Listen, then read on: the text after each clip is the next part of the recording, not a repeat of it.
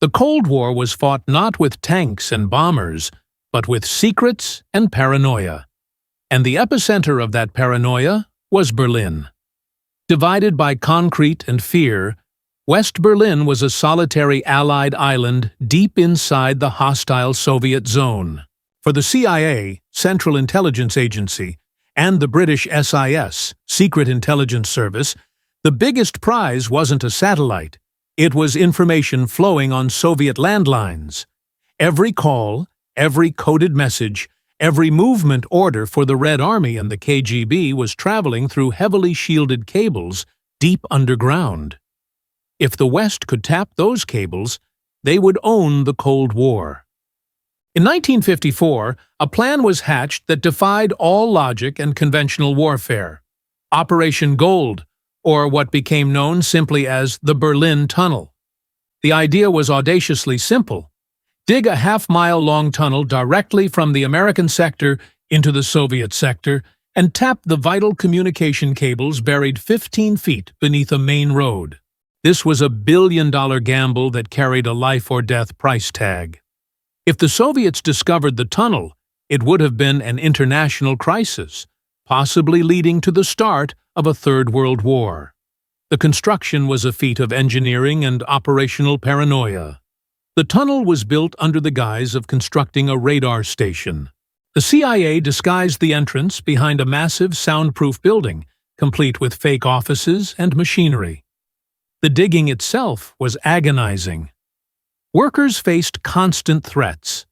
The water table, shifting sand, cave-ins, and perhaps most terrifyingly, Soviet patrol vibrations.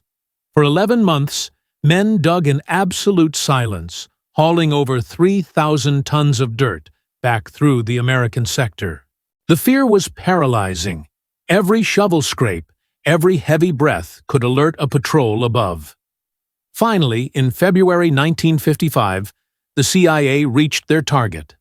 They successfully tapped 3 massive Soviet communication cables, one for the Red Army, one for the Soviet Air Force, and one for the KGB.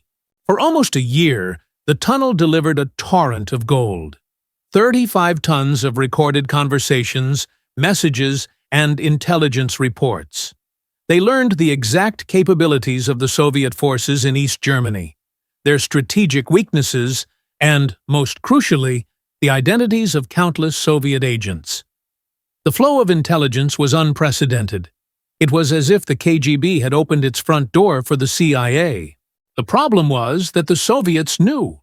From the very start, Operation Gold was compromised by a single man, George Blake. Blake, a high-ranking British SIS officer involved in the planning of the tunnel, was a deep-cover KGB mole. Blake had informed his Soviet handlers of the plan months before the first shovel hit the dirt. The KGB, with chilling operational genius, allowed the CIA to proceed. They let the Americans spend millions, dig for a year, and tap their lines. Why? Because the KGB realized the true value of the tunnel. Deception. For the 11 months the tunnel was operating, the KGB carefully filtered the information, feeding the West massive amounts of misinformation mixed with just enough truth to keep the operation running. The CIA thought they were winning the Cold War. They were actually being played.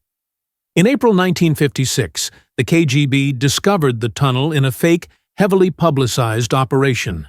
They were careful to portray the discovery as a random event. The Soviets then staged a massive propaganda coup, ridiculing the CIA as bungling spies and turning the tunnel into a museum exhibit. The CIA had walked directly into a trap laid by their own double agent, turning their greatest triumph into their biggest international humiliation. Operation Gold was a financial, engineering, and human marvel, but strategically, it was a colossal tragedy. It exposed the paralyzing threat of double agents and forced the West to entirely restructure its security systems. Yet, there is an uncut truth often overlooked. The intelligence gathered in the first few months before the KGB fully activated their deception was invaluable. It confirmed the existence of George Blake and helped the Allies eventually hunt down other moles. The tunnel was a tactical failure, but it delivered a strategic shock that led to a complete, necessary cleanup of the Western intelligence apparatus. The KGB's counter-move, allowing the tunnel to operate to feed deception, remains a masterclass in counterintelligence.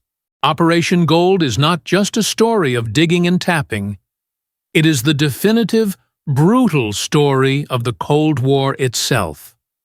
A war where trust was the deadliest weapon, and your greatest victory could be your most humiliating defeat. This has been War Stories Uncut. Subscribe now and hit the bell. Next time, we go inside the ultimate betrayal, the CIA's most compromised operatives and the spies they hunted.